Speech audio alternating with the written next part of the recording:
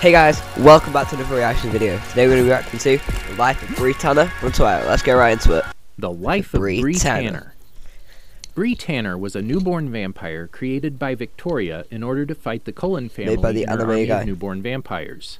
Despite her act of surrendering and showing adequate control of herself, she was executed by Felix of the Volturi on Jane's orders. She was the main character of the short second life of Bree Tanner, an Eclipse novella, a spin-off story that was told from her point of view. She had a brief romantic relationship with Diego and a friendship of sorts with Fred before she died. Welcome to the Animagis. In today's video, we're going over the life of Bree Tanner. I am so getting that Before book. we begin, we publish a new video every day. So be believe sure they to post subscribe daily. to our channel and ring the bell to get notified about our latest videos. Early life. Bree was born in Nevada on March 11, 1990, but lived in Idaho for most of her life. Bree believed that her mother had left her abusive father when she was 4. In truth, Bree's father murdered her mother. He buried the body in the desert, then packed up and moved to Idaho with his young daughter. Because of the abuse, Bree felt isolated from her peers. She was a quiet, withdrawn girl. No one ever noticed the signs of her abusive home life, despite some physical evidence. Finally, Bree could no longer stand his abuse and ran away from home a few weeks before her 16th birthday. She had enough money for a bus ride to Seattle, but nothing more than that. She tried unsuccessfully to get a job and began stealing in order to eat. She slept in parks and alleys, any place where she felt a little bit safe. Her biggest fear was that the police would catch her and send her home to her father. She'd been on the run for less than 3 weeks when Riley Byers found her behind a restaurant, picking through the trash bins. He offered her a burger, then took her into a dark alley where Victoria turned her into a vampire.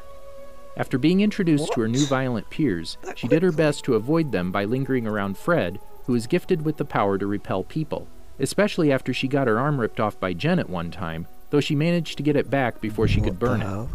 Unbeknownst to her, her mother's bones were found by the police, and when they did not find Bree, they were led to believe that she had met the same fate and arrested her father for both murders. The short second life of Bree Tanner. One night, after 3 months of becoming immortal, Bree went on a routine hunt in the city with Kevin, a blonde vampire who called himself Spider-Man, whose real name was Casey, and a disciplined vampire named Diego. When Kevin and Spider-Man started fighting over a human victim, Bree and Diego went hunting on their own and used the time to get to know each other.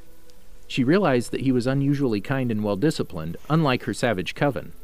They started going over what they'd learned about their coven and came to the conclusion that their leader, Victoria, wanted to add numbers to the army, and selecting smart ones wasn't necessary. When the sun arose, Diego and Bree hid in an underwater cave. They later discovered that vampires weren't vulnerable to sunlight, but rather sparkle like diamonds. When their army left Seattle without leaving a clue, Bree and Diego set off to find them on their own until they finally caught their scent and followed it to their new location. Bree and Diego followed Riley to tell him of their discovery, only to find out more than they'd expected to about the world of vampires when the Volturi approached Riley and Victoria. Diego proceeded with his plan while Bree went back to the group and awaited their return. However, Riley later told Bree that Diego had gone with Victoria to watch the Cullens after he informed the army of the plan to destroy the Yellow Eyes. He seemed hard and cold to Bree. That was why Bree was suspicious of their real agenda, but she decided to stick with them until she met up with Diego. When the army departed for war, Bree's new friend, Fred, decided to leave and explore the world and asked Bree to join him. Although she wanted to, she decided to find Diego. At the battlefield, she watched the Cullens and the werewolves destroy her army, but found no trace of Diego and realized that Victoria and Riley had already killed him for discovering the truth about the sun. Carlisle and Esme Cullen offered her safety in exchange for her surrender, which she accepted. When Jasper Hale saw her, he instinctively crouched to kill her, but Carlisle stopped him and explained that Bree had surrendered. Jasper disapproved but was convinced by Esme to leave her alone. He agreed not to kill Bree if they let him watch her, since he knew how newborns act. Eclipse. Bree was the last of the newborns to be killed. Once Victoria and Riley were killed, Edward and Bella made their way over to the rest of the Cullens, where they stood by Bree. She found it very hard to resist Bella's intense blood, but managed to barely keep herself under control. The Volturi soon arrived, at which point Jane questioned the group. While acting ignorant to everything they discussed, Bree provided secret information to Edward of everything she knew through their thoughts. Jane concluded Bree was a criminal, despite her ignorance of the laws and the Cullens' willingness to take responsibility for her, and ordered her to be killed after torturing her with her power. Knowing that the Cullens were kind, she was grateful for their protection over her, despite her being their enemy. She made no resistance and was destroyed by Felix.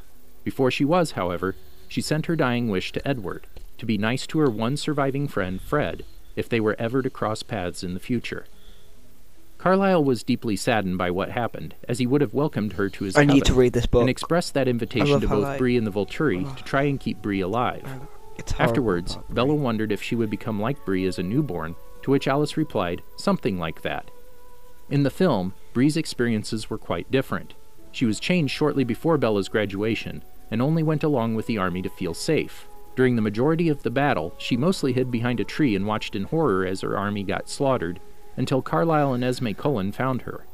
Seeing her fear, the Cullens offered her asylum in exchange for her surrender. Unfortunately, the Volturi refused to spare her life, and in the end, the Cullens could only witness her demise. She screamed and tried to resist Felix to the very end. I hate that Bree had to die. Physical appearance. Bree was described as a young girl of about 15, though she really was 16 when she turned. She was said to be slender with chin-length dark hair, though in the film her hair extended to her waist. She possessed the glowing red eyes, which were originally brown, indicative of a newborn vampire, and the hard, cold skin that glittered under sunlight. She also had a high-pitched voice and a shrill scream, demonstrated from when she was being tortured by Jane. Personality. Bree didn't like being a vampire, although she had grown used to it. She had a hobby of reading and would pretend to read when she was bored or just wanted to stay out of trouble. She would also occasionally steal from bookstores at night to keep herself occupied during the day. She was able to see through some of Riley's empty promises, and was always careful not to draw unwanted attention to herself. Like the others in the army, she was told about the traditional vampire legends being real, and at first was afraid of wooden stakes in the sun. When she discovered these couldn't harm her, she was relieved. Although she was allied with Victoria and her army, she was merely playing along to ensure her own safety because no one had told her about the laws of vampires. Bree had shown some amount of maturity even for a newborn. She demonstrated a great amount of self-control by resisting the lure of Bella's blood, especially for a newborn vampire. When Felix was about to destroy her, she showed no fear to her upcoming death, only because she already wanted to die because of Diego's death, and deeply appreciated the Cullens' attempt to protect her, and used her thoughts to tell Edward everything she knew before she died. Did you enjoy the video? Be sure to tell us in the comments. And make sure to subscribe. And check out these other videos from Animagis. If you'd like to support me, you can also subscribe. That was a great video, I'm not gonna lie. See you guys tomorrow. You heard him, you heard him. You must subscribe, you've gotta subscribe. Okay guys, what a video. That was a really good one. If you did notice a tiny technical issue near the end, I had a slight mix-up where basically my laptop that I was using to record audio did switch itself off. So then I had to cut back in, so it might have been a bit out of timing near the end of the video, which I'm really sorry about if it was. Anyway, I just want to say, like, subscribe. I'll see you guys next time. Goodbye. Link to that video in the description. See you later. Grab your Mars bars, grab your Pepsi Max. Have a great night, y'all. Bye.